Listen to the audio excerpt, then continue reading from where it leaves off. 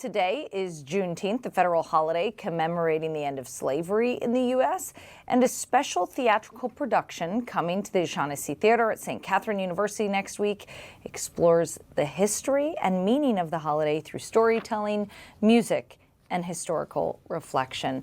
The playwright herself is with us, Rose McGee. Thank you for joining us. Thank you. Thank you. So you are in this play, you tell the story of Juneteenth, but in a theatrical way. Mm-hmm. Tell us a summary of what this show is about. It's really about the struggle that Black people went through at that time, and didn't know that Abraham Lincoln had signed the Emancipation Proclamation about 2 years prior to their learning of their freedom. So there's a character in the play who he's a slave, and he goes and he finds out that the Emancipation Proclamation, that he is free. He's found out, and he goes and he tells the other slaves, and so his slave owner kills him for that. And then he comes back as a spirit. Almost. Okay. So he's enslaved, but it's not the owner who kills him. It's what's referred to as patty rollers.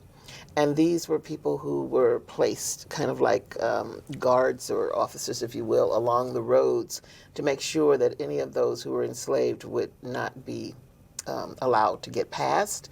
And so that's how he was killed. Wow. By being approached by them.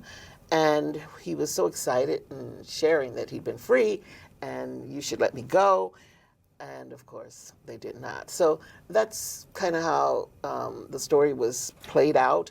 But there'd been also this extra sense of freedom that was instilled in this young man, which is something that is very much a part of how we are, right, as human beings.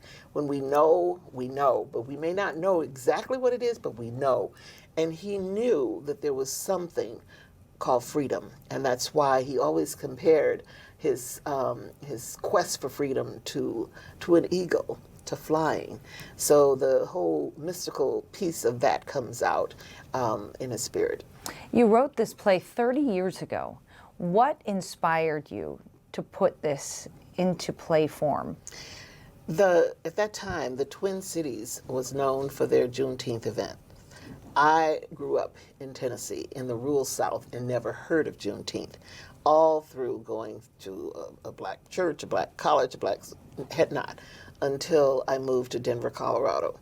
And I just share that little bit of history because the African Americans in Texas who migrated up to Colorado brought that tradition of Juneteenth with them. So here I am out here with them and wondering, well, what are you talking about, June 10th? And there's, no, Juneteenth, not June 10th. Juneteenth because, on or around the 19th of June, thus the term. So when I came to Minnesota, I'm like, how would they know about Juneteenth? And I didn't even know about it, and I was in the South.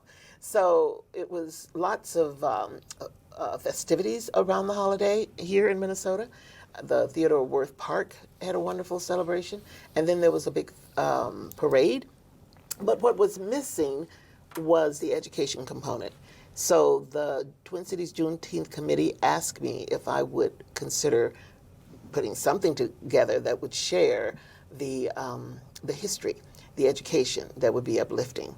So as a storyteller, and was working with Tony Carter in St. Paul running the Arts Us organization at that time, we used storytelling as the mechanism. So we brought our young storytellers together, we brought musicians together, and we had this wonderful program that told the story. And that's how it began. After that first event, we asked the audience to share after they saw it, what do you think this needs? And they said, more. More. And also it should be something that students would have access to. So therefore I just started, taking what we had and scripted it a little bit lengthier, and then each year over those 30 years, every year it's changed slightly. Really? And you put it on at St. Catherine University. Is that in hopes of reaching a younger generation? Well, we have put it on at various places. Okay. We've actually taken it on a tour across Minnesota And each year we have different audiences. So this year and last year we were at St. Catherine. Yep. The year before that we were at Northrop. And we began, when we kind of brought it back in a larger sense, we were at Breck School. And what we do, because it's late in the year and school is out, we look for those summer programs. So we've been able to partner with Minnesota Humanities Center, and we've been able to partner with the Freedom Schools, which falls under the Children's Defense Fund, and that guarantees our audience of young people. So in the morning, we have an audience now of close to 1,000 students. Wow. And then in the afternoon, we have a general audience, so the public can come. What do you hope that a young audience takes from this performance? Well, I know that young audiences get inspired when they see young people on stage looking like them. So there is another part of how things change each year. We always bring a community performance into it.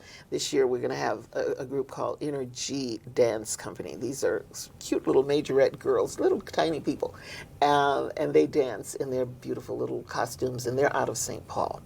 And we've had all kinds of performances in that we incorporate into the story. That kind of synergy helps to keep the attention of young people because they don't know what they're going to see next. We have some dynamic movements and songs throughout the entire thing. But we want the young people to leave feeling inspired about who they are and being hopeful also that what they may think of themselves as the negative. Yes, there is negativity, but guess what? You see how we've overcome. We can do that. Let's just stick together. Let's just study. Let's be all right about listening. And that's a great start. So Juneteenth is an official federal holiday now. I think it's very, a lot of people get the day off work even. It's widely recognized today. But there's still obviously a lot of work to do. Why do you find this message important today versus when you first started taking this message on the road? I think your audiences were like, June what? Yeah, just like me. Right. And that's the thing, when you're trying to work with people to understand and help everybody to understand the importance of unity, there has to be a degree of patience somewhere. Although there are times when we can lose our patience, I can think of many times when I'm saying, it is not my job to train you. However, I also know that people, I have it all the time, I don't know what this Juneteenth thing is, but I'd like to come to the play or I'd like to come to whatever it is that's going on because it sounds like it's interesting. And the thing, I want to acknowledge the woman who is known as the grandmother of Juneteenth.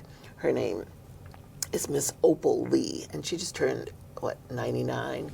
But she made the comment that if we're not all free, or if we don't if we're not questing, am I saying this right? If we don't have a quest for freedom for all, then no one's really going to be successful at being free. So I would say, if you come and you don't know what it is you're coming to, I hope you leave having understood. And you welcome those people. Absolutely. Come. What's cool is you might get some people who are just into the theater. They don't even know what they're coming to see, but they like theater. And then they come and they leave educated. They do. And let me just say this, because I'm sometimes uncensored, so if you need to censor this. Well, we're live. But let me say this about our communities. It's important for our black children, of course. But oftentimes we'll see in the audience people who have biracial children. And they're bringing them because they're trying to help their biracial child or grandchild to understand this piece of their history. That's great.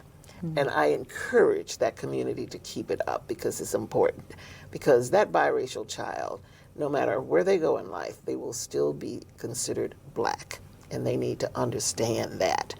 It's going to be shocking sometimes when you find yourself even, and I'm certain it happens because I've had so many say it, they may be with relatives, and relatives don't know how to behave sometimes with their biracial child.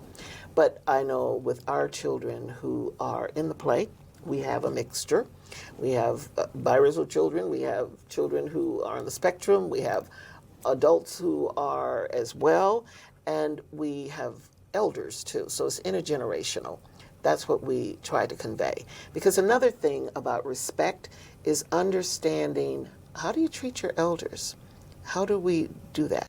So with Juneteenth, there's so much intentionality around helping everyone to learn what respect looks like. Yeah. Sounds like an incredible production that you've put on. It's at St. Catherine University on June 26th, so next week. Tickets still available, it sounds like, for at least one Afternoon. of the, for the afternoon performance.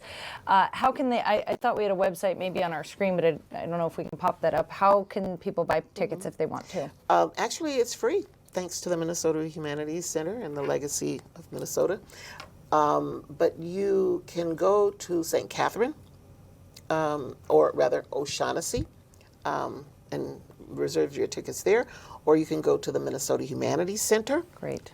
Or Sweet Potato Comfort Pie. Sweet Potato Comfort Pie, which is another organization that you started. Wonderful organization, I may say. I've done stories with you. So, Rose McGee, thank you so much for joining us. And again, that showing is on June 26th. Check it out at St. Catherine University.